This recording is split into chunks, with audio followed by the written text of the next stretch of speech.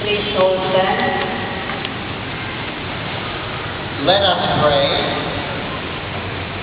Lord, you give us food from heaven. May we always hunger for the bread of life. Grant this to our Lord Jesus Christ. Amen. Amen. Please be seated. Palakpakan po natin ang ating Panginoon.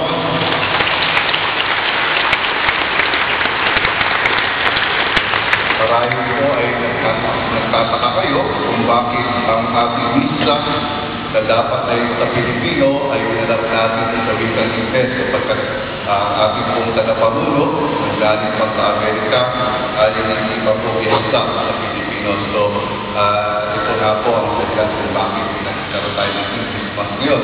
At ito nga po ay dahil nga sa first grand reunion ng Catholic Campus ministry members at the same time sa ilang mga spiritual directors. Kung mapapansin niyo po, kami apat na pari, maliban sa aming pagiging pari, kami po lahat dito ay naging mga spiritual director ng CCM at ang mga dating membro nga po, ito natin yung harapan na nakakulay blue. Palakpakan po natin ang lahat ng mga membro.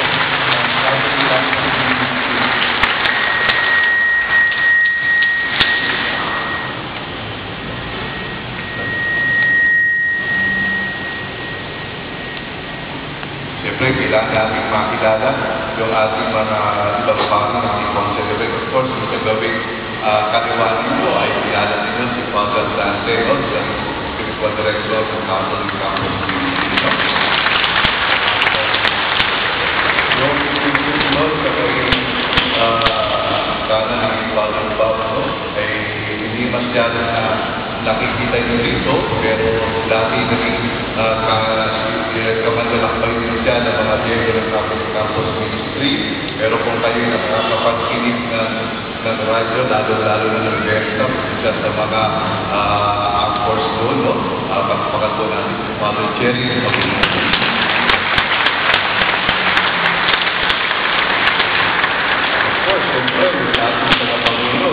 Sabi ko kanina, nag-galing pa sa Amerika, siya kauna-unahang SSS na naging spiritual director ng campus ng Ministry sa ating parokya. Walang iba po, hindi si Father Bob Shabot.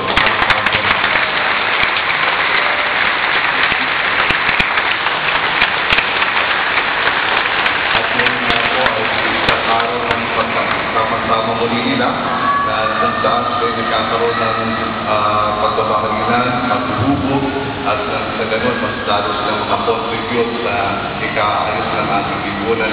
Hindi ko po kayo wakto na mag-share ng maikling karanasan po dito sa Santa Cruz nung ako'y hindi pa isang seminarista.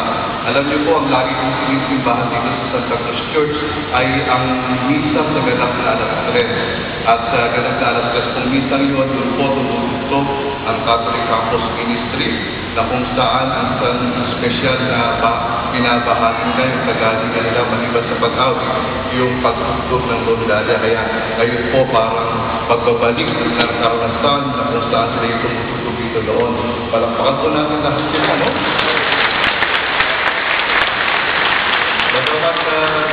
Bagamat ito po yung pabiro na sinabi ko, sana ang araw na ito, ang linggo nito ay pakimulan ng pagbabalik ng rondalya sa Santa Cruz. Pero, siyempre po, matindi yung negosasyon niya. Pero, how I wish, no? That the rondalya, which before, no, was an added attraction during Santa Cruz, will continue to be heard daily during the celebration naman. So, maraming pong salamat sa inyong lahat. So, palakpakan po natin ang Panginoon ulit.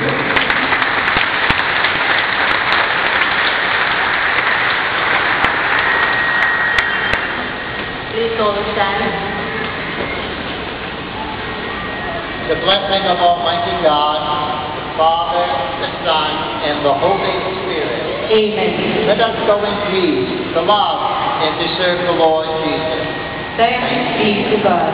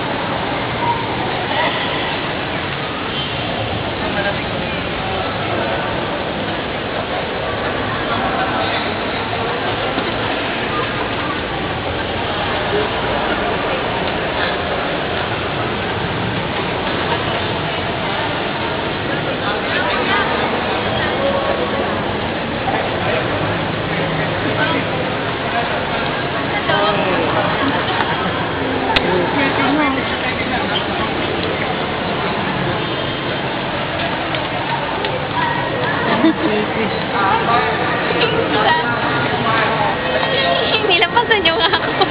CCM, you're taking his father off. Lahat ng CCM. I don't speak to